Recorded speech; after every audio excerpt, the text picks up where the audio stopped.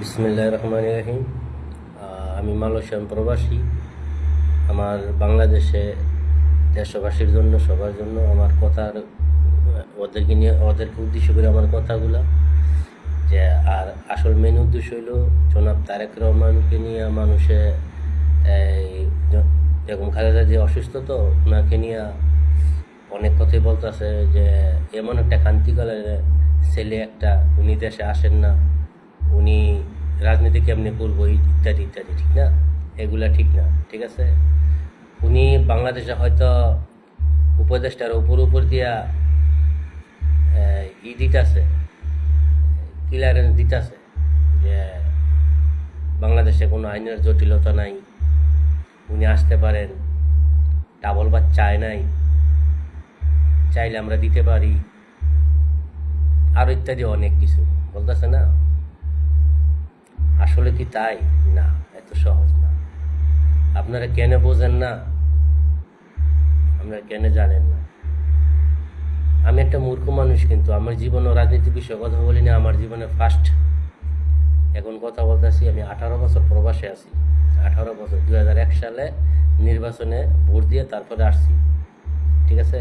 এই যে জামাত বিএনপি ঐক্য জোটে যেই নির্বাচন হয়েছিল, ওই নির্বাচন কইরা তারপরে আসছি, ওই নির্বাচনে ভোট দিছি, ঠিক আছে? জামাত 17 না 18টা সিট পাইছিল জামাত।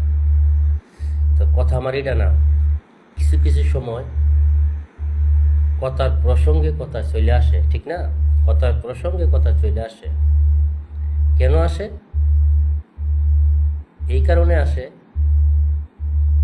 যে এখন ফাঁকা মাঠ, ঠিক আছে? ফাঁকা মাঠ, আওয়ামী লীগ পলাইছে,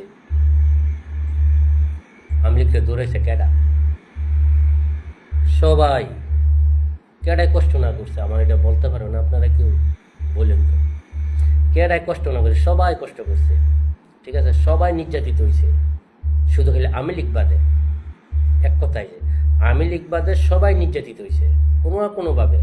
যারা আমরা সাধারণ ভোটার এবং সাপোর্টার, আমরা অত্যাচার নির্যাতিত কমই নেই, কিন্তু আমাদেরটা জুলাই বিপ্লব হয় না, এই জন্য দেখানো যায় না, ঠিক না? আমাদেরটা হয়েছে কঠিন। আর কেমন কঠিন হয়েছে আপনারা শোনেন। কঠিন এই কারণে হয়েছে, যখন মাঝে মাঝে নির্বাচনের জন্য এই যে মিটিং মিছিল করতো, নির্বাচন ঘনায় আসতো, তখন কিন্তু আমরা দেশে যাইতাম ছুটিতে। আমি কিন্তু 13 বছরে 13 বারই দেশে গেছি।